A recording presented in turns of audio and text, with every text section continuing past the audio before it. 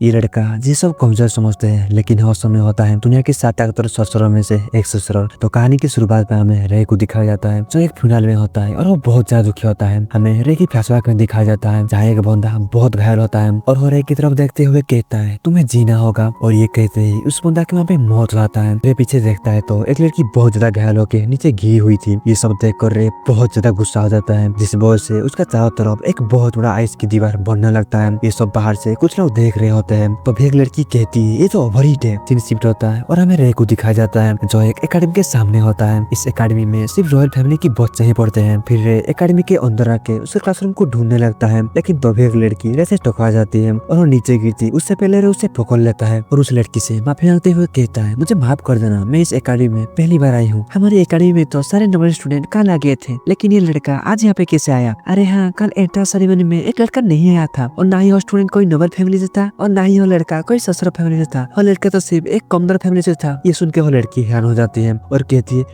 मेरे हाथ को एक कमजोर लड़के ने पकड़ लिया। ये कहकर वो लड़की वहाँ पे बेहोश हो जाती है। तभी वहाँ पे एल्बर्ट नाम का एक लड़का उसके पलटन को लेके आ जाता है और रे को कहता है क्या तू ही हो कमजोर लड़का? रे कहता है हाँ, मेरा नाम है रे व्हाइट। इस एकेडमी में सिर्फ रॉयल फैमिली के बच्चे पढ़ते हैं, तुम्हें कमजोर होकर यहाँ पे आने की हिम्मत कैसे की? रे कहता है मैं यहाँ पे बहुत सारी चीजों को सीखने आया हूँ। ये सुन के एल्बर्ट बहुत ज्यादा गुस्सा हो जाता है और रे के ऊपर हमला कर देता है, लेकिन रे बहुत आसानी से एल्बर्ट के अटैक को डॉज कर लेता है। ये सब देखकर एल्बर्ट और भी गुस्सा हो जाता है और फिर से रे के ऊपर अटैक करने बढ़ने लगता है। लेकिन तभी वहाँ पे रोजे नाम का एक लड़की आके एल्बर्ट को रोक देती है, जो की टॉप 3 पावरफुल फैमिली में से एक फैमिली की मेंबर होती है। रोजे को यहाँ पर देखो एल्बर्ट उसके पलटन को लेके वहाँ से भाग जाता है। रे इन सभी के लिए रोजे को थैंक यू कहता है। फिर ये दोनों हैंडशेक करते हैं। रोजे रे को कहती है तुम शायद बहुत टैलेंटेड स्टूडेंट हो, क्योंकि तुमसे पहले इस एकेडमी में कोई भी कमजोर लड़का नहीं पढ़ा था। अगर तुम्हें किसी भी तरह का मदद चाहिए तो मुझे जरूर बताना। सीन शिफ्ट होता है और हमें बहुत सारे स्टूडेंट को एक हॉल के अंदर दिखाया जाता है, जहाँ इस एकेडमी का प्रिंसिपल सारे स्टूडेंट को वेलकम करती है और कहती है अर्नोल्ड एकेडमी और सॉरी में आप सभी का स्वागत है। हमारा एकेडमी दुनिया के सबसे पावरफुल एकेडमी में से एक है और इस एकेडमी में जितने भी स्टूडेंट आते हैं उनकी टैलेंट की दम पर ही आते हैं, और यहाँ पे तुम जितने मेहनत करोगी तुम उतना ही ताकतवर बनोगी और इस दुनिया की बेस्ट ससुर में से एक बनोगी। एक एक कर होस्ट के स्पीच को खत्म करती है। इसके बाद फर्स्ट ईयर की स्टूडेंट रिप्रेजेंटेटिव स्पीच देती है, जो और कोई नहीं रोज होती है। रोज कहती है मैं बहुत खुश हूँ क्योंकि मैं इस एकेडमी में पढ़ रही हूँ। जैसे कि प्रिंसिपल ने हम सभी को बताई कि हार्ड वर्क करना है और इस दुनिया के बेस्ट ससुर में से एक बनना है। सीन शिफ्ट होता है और हमें क्लासरूम के अंदर रे को दिखाया जाता है, जहाँ रे सारे स्टूडेंट को उसका इंट्रोडक्शन देते हुए कहता है मेरे नाम है रे व्हाइट और आप सभी को पता होगा मैं इस एकेडमी का पहला कॉमनर स्टूडेंट हूँ और मैं मेरा बेस्ट दूंगा एक ससुर बनने के लिए। टीचर रे को उस जगह पर जाके बैठने को कहते हैं। रे भी उसकी सीट की तरफ बढ़ने लगता है। तभी रोज रे को कहते हैं तुम्हारे साथ पढ़ने में बहुत मजा आएगा। रोजे को रे के साथ बातें करते हुए देखो सारे स्टूडेंट कहते हैं रोजे किसी काउंटर से बातें कर रही है, और ये सब देखकर एल्बर्ट रे के ऊपर और भी गुस्सा होने लगता है। इधर रे भी उसकी सीट पर जाके बैठ जाता है। टीचर भी सभी को पढ़ाने लगता है और रोजे से पूछते हैं तुम सॉरी रैंक के बारे में कितना जानते हो? रोजे बताती है सॉरी को 5 रैंक के अंदर डिवाइड किया गया है, जिसमें से ब्रॉन्ज, सिल्वर, गोल्ड, प्लैटिनम और सबसे आखिर में होली रैंक। तुमने सही कहा, सभी रैंक के अंदर सिर्फ 7 ही ग्रैंड सॉर्सरर होते हैं और वो 7 बहुत ताकतवर होते हैं और उन 7 को वर्ल्ड 7 स्ट्रॉन्गेस्ट सॉर्सरर भी कहा जाता है, जो कि हर कोई बनना चाहता है। इन 7 सॉर्सरर के बारे में बहुत ही कम लोग जानते हैं, लेकिन हमारे जो प्रिंसिपल है उन 7 सॉर्सरर में से एक है और उनको कहा जाता है द बर्निंग सॉर्सरर। और दूसरी पर है चार्मिंग सॉर्सरर, जिनका नाम है कैरोल कॉलिन। और तीसरी सॉर्सरर है आइस ब्लड सॉर्सरर, जो फार ईस्ट वार रुक गया था तो आइस ब्लड सॉर्सरर इस दुनिया से गायब हो गया था, और बाकी सभी सॉर्सरर अभी भी इस दुनिया के लिए मिस्ट्री है। तुम्हें हमेशा याद रखना है तुम इस एकेडमी के अंदर 7 स्ट्रॉन्गेस्ट सॉर्सरर बनने आए हो। तो एल्बर्ट खुड़ा के कहता है अगर हम यहाँ पे 7 स्ट्रॉन्गेस्ट सॉर्सरर बनने आए तो इस एकेडमी के अंदर एक कॉमन स्टूडेंट क्या कर रहा है? ये सुन के टीचर गुस्से में कहती है इस एकेडमी में जो भी आता है उसे एक टेस्ट पास करना पड़ता है, और जो भी उस टेस्ट को पास करता है तो वो इस एकेडमी में पढ़ सकता है। ये सुन के एल्बर्ट का मुंह बंद जाता है और चुपचाप से उसकी सीट पर बैठ जाता है। अब टीचर से पूछते हैं सॉर्सरी असल में क्या होता है? सॉर्सरी एक ऐसी टेक्निक है जिससे वर्ल्ड की फर्स्ट मटेरियल प्रीना मटेरियल को रिकंस्ट्रक्ट किया गया था। तूने बिल्कुल सही कहा। टीचर सभी को मेन कॉन्सेप्ट बताते हुए कहती है सबसे पहले प्रीमा मेटल को एक कोर में कन्वर्ट करो, फिर उसको डिकोड करके उसे रियाइज करो, फिर तुम जो भी बनाना चाहते हो उसे इमेजिन करो। और ये कह कर कुछ क्रिस्टल फ्लावर बना देती है और उसे गायब करते हुए कहती है तुम ऐसे उसे गायब भी कर सकते हो। फिर वो बताती है सॉर्सरी में मेटल सबसे इम्पोर्टेंट चीज है और इसे 4 टाइप में डिवाइड किया गया है, जैसे कि सॉलिड, लिक्विड, गैस और प्लाज्मा। ये देखकर सारे स्टूडेंट हैरान हो जाते हैं। तो भी एक हुडी वाली लड़की टीचर से पूछती है क्या आपने एंटीमेटेरियल कोड को यूज करके इस फ्लावर को गायब किए हैं? टीचर कहते हैं नहीं, जो सॉर्सरर एंटीमेटेरियल कोड को यूज करते थे वो इस दुनिया में अब एग्जिस्ट नहीं करते हैं। तुम स्टूडेंट को अभी इस बारे में जानने की कोई भी जरूरत नहीं है। रोज बहुत आसानी से एक क्रिस्टल फ्लावर को बना लेती है। ये देखो सारे स्टूडेंट रोजे की तारीफ तारीफ करने लगते हैं। दूसरी तरफ रे क्रिस्टल रोज को नहीं बना पा रहा होता है। सीन शिफ्ट होता है और हमें रे को एकेडमी के अंदर घूमते हुए दिखाया जाता है। तभी उसे हुडी वाली लड़की दिखाई देती है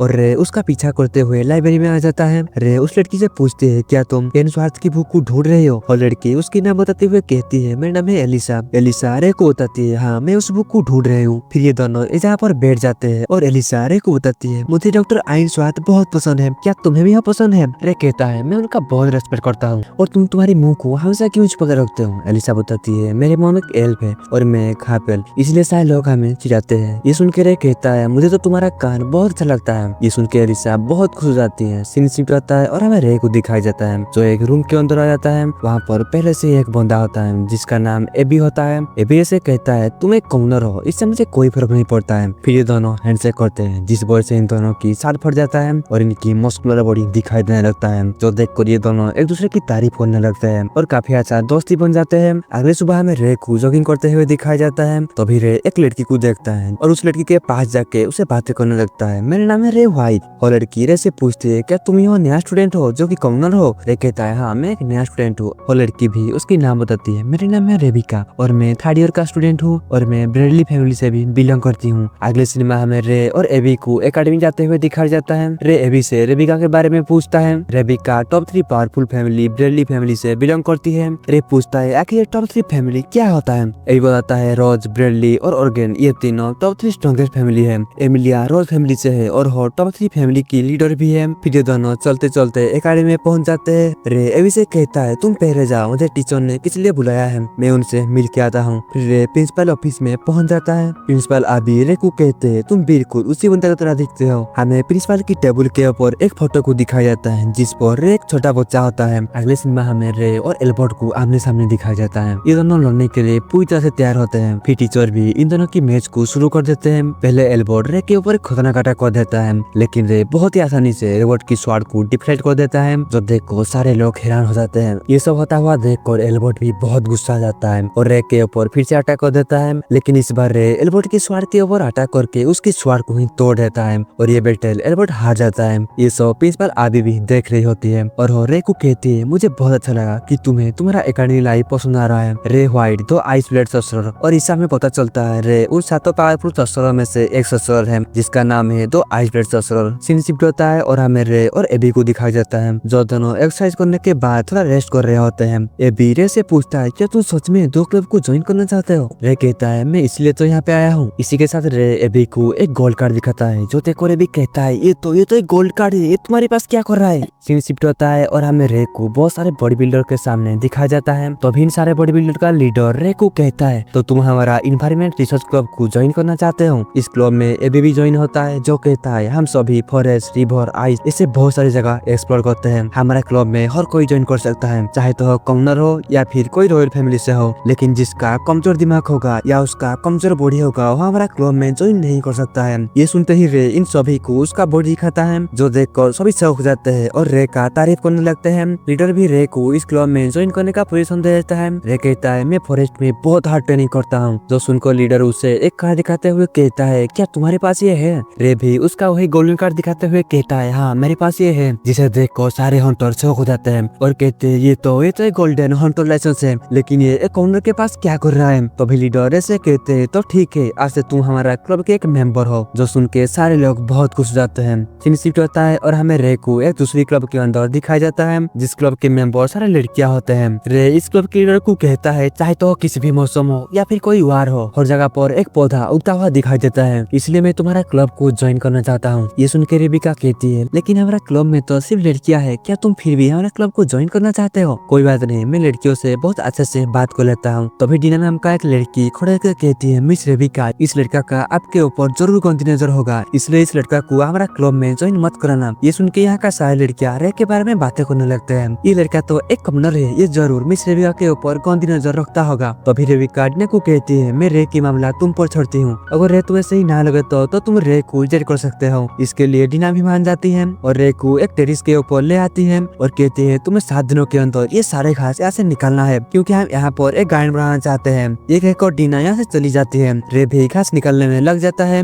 और 1 दिनों के अंदर ही बहुत सारे घासों को निकाल लेता है। हमें तीसरे दिन का सीन दिखाया जाता है जहाँ रे सारे घासों को निकाल के ईंटें भी लगा देता है तभी रेबिका रे के लिए खाना लेके आ जाती है। रे भी खाना खाते हुए खाना की तारीफ करने लगता है, जो सुन के रेबिका बहुत खुश हो जाती है। तभी इन्हें नीचे से कुछ आवाज आने लगता है और दोनों टेरिस की साइड में आके देखते हैं तो दो लड़के तो लड़की प्रैक्टिस कर रहे होते हैं। तभी रेबिका रे को बताती है, बहुत जल्द हमारा एकेडमी में एक कंपटीशन होने वाला है, क्या तुम भी उस कंपटीशन में पार्टिसिपेट करना चाहते हो? रे कहता है, इसके बारे में मैं सोच के बताऊंगा। तभी रेबिका की नजर रे की मस्कुलर बॉडी के ऊपर जाता है, जो देखकर रेबिका रे से पूछता है, क्या मैं तुम्हारा बॉडी को थोड़ा टच कर सकती हूँ? इसके लिए रे भी मान जाता है। रेबिका रे की बॉडी को टच करते हुए बहुत खुश होने लगती है। रे उसका बॉडी दिखाते हुए कहता है, मैं फॉरेस्ट के अंदर बहुत हार्ड ट्रेनिंग करता हूँ। सीन सीट होता है और हमें चौथा दिन का सीन दिखाया जाता है, जहाँ इस क्लब के सारे मेंबर यहाँ पे आ जाते हैं। जब वो रे को इतने जल्दी और काम को इतने परफेक्टली काम को खत्म करते हुए देखते हैं तो वो सभी लड़कियां हैरान हो जाते हैं। इसलिए इन सभी को ना चाहते हुए भी रे को इनके क्लब में ज्वाइन करना पड़ता है। अगले सीन में हमें रे को दिखाया जाता है, जो आगे बढ़ते हुए सोच रहा होता है, आज जब मैं प्रिंसिपल से मिला तो प्रिंसिपल ने मुझे एक लेटर देते हुए बताई थी हमारे किंगडम में एम्पायर की तरफ से एक स्पाई भेजा गया है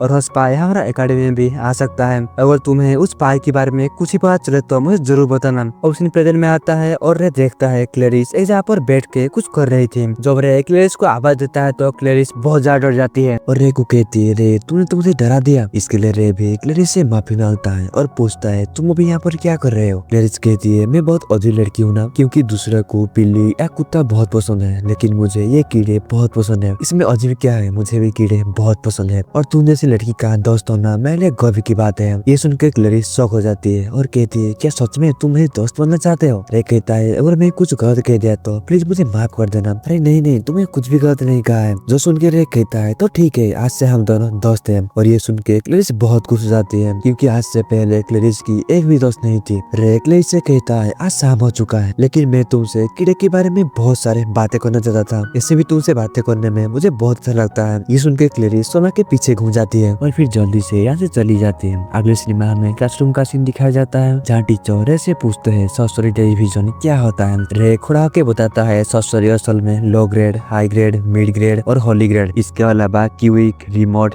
chain, delay, material ship, extensive और एक्सटेंसिव चेन, ये सातों टेलीविजन होते हैं। ये सुन के टीचर कहते हैं, तुमने बिल्कुल सही कहा। तो सुन के क्लास के सारे स्टूडेंट हैरान हो जाते हैं। तभी टीचर सभी को बताते हैं, आज हम फॉरेस्ट के अंदर प्रैक्टिकल एक्सरसाइज करने वाले हैं, इसलिए 4 स्टूडेंट का ग्रुप बना लो। क्लास के सारे स्टूडेंट उनके ग्रुप बनाने लगते हैं। तभी रे के पास एबी आता है और कहता है, चलो हम हमारा ग्रुप बनाते हैं। इसके लिए रे भी मान जाता है। फिर रे एलिसा के पास आती है और एलिसा को उनके ग्रुप में शामिल होने को कहती है। एलिसा कहती है, मैं तो बहुत कमजोर हूँ, मैं सिर्फ तुम्हारे ऊपर बोझ बनूंगी। ये एलिसा की मुंह को पकड़ के कहता है, तुम्हें फिक्र करने की कोई जरूरत नहीं है। और ये दोनों एलिसा को समझा के उनके ग्रुप में ज्वाइन कर लेते हैं। तभी वहाँ पे एमिलिया के रे से पूछता है, क्या मेरे लिए तुम्हारे ग्रुप में कोई जगह है? ऑफ कोर्स तुम्हारे लिए हमारे ग्रुप में जगह है। फिर ये चारों मिलके एक पावरफुल ग्रुप बना लेते हैं, जो देखकर क्लास के सारे स्टूडेंट बहुत हैरान हो जाते हैं। और ये सब देखकर एल्बर्ट गुस्से में जलने लगता है। हमें फॉरेस्ट के अंदर सारे स्टूडेंट को दिखाया जाता है, जहाँ टीचर सभी को बताते हैं, इस फॉरेस्ट के अंदर बहुत सारे खतरनाक मॉन्स्टर हैं, लेकिन फिर भी तुम्हें इसके सेंटर में जाना है और आगे बढ़ते हुए तुम्हें स्टाफ को भी कलेक्ट करना होगा, क्योंकि तुम्हारे पास जितने भी स्टाफ होगा तुम्हें उतने ही स्कोर मिलेंगे। और ये तुम्हारा पहला प्रैक्टिकल एग्जाम है और तुम्हारे पास सिर्फ 24 घंटे है। जो भी इस एग्जाम को क्लियर नहीं कर पाएगा वो 1 साल पीछे आ जाएगा। फिर टीचर सभी को उनके जगह पर जाने को कहते हैं। सारे स्टूडेंट भी उनकी जगह पर आ जाते हैं। रे इन सभी को बताता है, एबी और रोजे फर्स्ट में रहेंगे और मैं मिडिल में रहूंगा और एलिसा सबसे लास्ट में रहेगी। तभी टीचर इनका एग्जाम को स्टार्ट कर देते हैं और ये सभी आगे की तरफ भागने लगते हैं। मगर तभी एलिसा के ऊपर एक खतरनाक मॉन्स्टर अटैक करने वाला होता है, लेकिन एलिसा उस अटैक से बच जाती है। ये देखकर एबी और एमिलिया जैसे उस मॉन्स्टर के ऊपर अटैक करने आगे बढ़ते हैं, तभी रे बहुत तेजी से आगे बढ़कर उस मॉन्स्टर को बीच से काट देता है। ये सब देखकर वो तीनों हैरान हो जाते हैं। फिर उन्हें वो स्टाम्प भी मिल जाता है और उस स्टाम्प को ये सभी उनके भूख पर लगा लेते हैं। इधर क्लेरिस इतने बड़े बड़े कीड़े को देखकर बहुत खुश हो रही होती है। सीन शिफ्ट होता है और हमें रात में इन चारों को आग के पास बैठा हुआ दिखाया जाता है। इधर ये तीनों रे की तारीफ कर रहे होते हैं, क्योंकि रे बहुत ही आसानी से बहुत सारे मॉन्स्टर को मार दिया था, जिस वजह से इनकी ग्रुप को बहुत सारे स्टाम्प मिला था। ये भी एमिलिया को कहता है, मुझे नहीं लगा था कि तुम रोज फैमिली से होके हमारे साथ ग्रुप बना के काम करोगे। एमिलिया कहती है, मुझे ये सारी चीजों से कोई फर्क नहीं पड़ता है, मुझे तुम लोगों के साथ ग्रुप बना के बहुत मजा आ रहा है। इधर बी रे से कहता है, हमें तुम पर पूरा यकीन है। ये सुन के रे को एक बंदा का याद आने लगता है। फिर तीनों सो जाते हैं और रे इनको गार्ड करने लगता है। और सुबह आ जाता है और ये सभी मिलके आगे बढ़ने लगते हैं, लेकिन तभी इन्हें कोई चिल्लाने की आवाज आता है। ये सुन के रे तेजी से उस तरफ भागने लगता है। जब रे वहाँ पर पहुँचता है तो एल्बर्ट की टीम के ऊपर एक खतरनाक मॉन्स्टर ने हमला कर दिया था, जो देखकर रे तेजी से जाके उस मॉन्स्टर के ऊपर अटैक करने लगता है और कुछ ही देर में ही उसे मार देता है और एल्बर्ट के पास आके उसे हाथ देता है खड़ा होने के लिए। लेकिन एल्बर्ट रे के हाथ को साइड करके कहता है मैं उस मॉन्स्टर को अकेले ही मार सकता था। तभी वहाँ पे रे की सारे साथी भी पहुंच जाते हैं और रे उन्हें बताता है एल्बर्ट की टीम के ऊपर एक खतरनाक मॉन्स्टर ने अटैक कर दिया था। ये सब देखकर एमिलिया रे से पूछती है रे क्या तू सच में उस मॉन्स्टर को अकेले मार दिया? रे कहता है हाँ। जो सुन के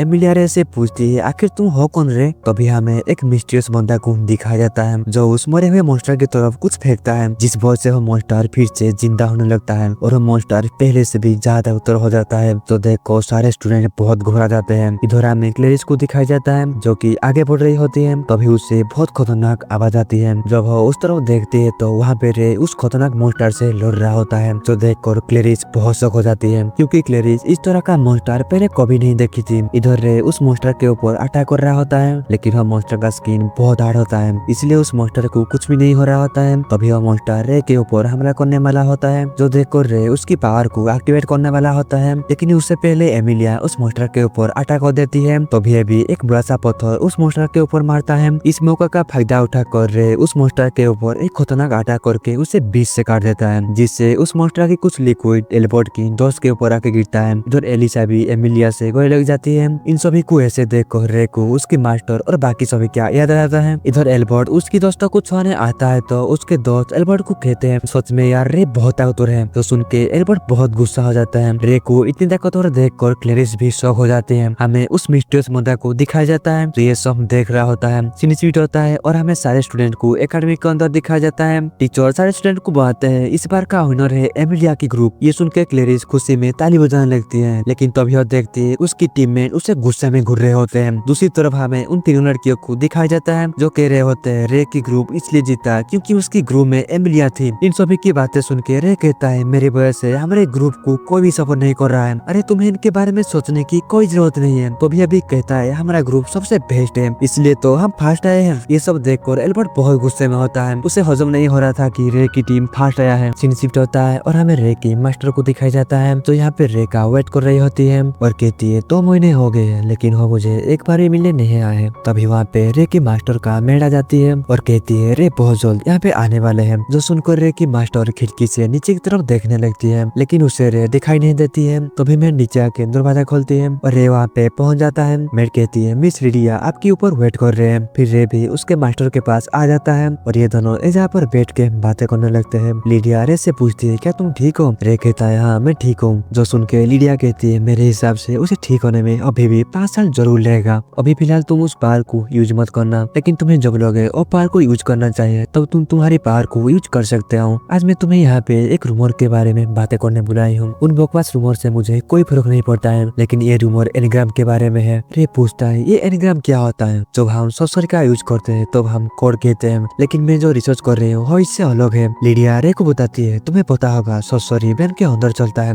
रे कहता है हम हमारी ब्रेन में प्रीमियम मेटल को मेटेरियलाइज करके सॉरी यूज करते हैं। लिडिया बताती है ब्रेन और सॉरी एक दूसरे से जुड़े हुए होते हैं और ब्रेन के ऊपर रिसर्च करके मुझे एक थ्योरी भी मिला है। ब्रेन की जिस पार्ट के अंदर सॉरी स्टोर होता है उसे हम एनग्राम कहते हैं। हम ह्यूमंस ब्रेन के ऊपर रिसर्च करके दुनिया की सच्चाई जान सकते हैं। फिर लिडिया एक लेटर को दिखाते हुए कहती है दूसरी तरफ ये लोग सॉरी का यूज करके ब्रेन का छानबीन करते हैं, जो कि बहुत गलत है और ये लोग खुद को यूगनिस बुलाते हैं। इन लोगों ने मुझे भी इनवाइट किया था उन्हें ज्वाइन करने के लिए, लेकिन मैं उन्हें साफ साफ मना कर दिया था। अगले सीन में हमें रे और उसकी मास्टर को फॉरेस्ट के अंदर दिखाया जाता है। लिडिया रे से पूछती है क्या तुमने एकाडी में तुम्हारा दोस्त बनाया है? रे कहता है हाँ मैंने एकाडी में मेरे दोस्त बनाया है और उनमें से एलिसा नाम की एक लड़की को आपका बुक बहुत पसंद है। ये सुन के लिडिया कहती है अगली बार तुम जब भी यहाँ पे आना तो तुम्हारे दोस्तों को भी साथ लेके आना, मैं देखना चाहता हूँ तुमने कैसे दोस्त बनाए हैं। इसके लिए रे भी मान जाता है। तो अभी लिडिया कहती है जून आ गया है और मैजिक सिविल वॉर शुरू होने वाला है। ये सुन के रे पूछता है ये वही कंपटीशन है ना जो कि टॉप 3 एकेडमी के बीच में होता है? लिडिया कहती है हाँ मैं इस कंपटीशन को 4 बार जीती थी। अगर तुम भी इस कंपटीशन में पार्टिसिपेट करना चाहते हो तो तुम्हें इस कंपटीशन को 4 बार जीतना होगा। ये सुन के रे कहता है अगर मैं इस कंपटीशन को जीत लूंगा तो लोगों को पसंद नहीं आएगा, इसलिए मैं सोच रहा हूँ मैं इस कंपटीशन में पार्टिसिपेट ही नहीं करूंगा। रे की बातें सुन के लिडिया कहती है ठीक है तुम जो चाहे वो कर सकते हो। ये कहकर वो रे को एक बुक देती है और कहती है शायद ये बुक तुम्हारे काम में आ सकता है,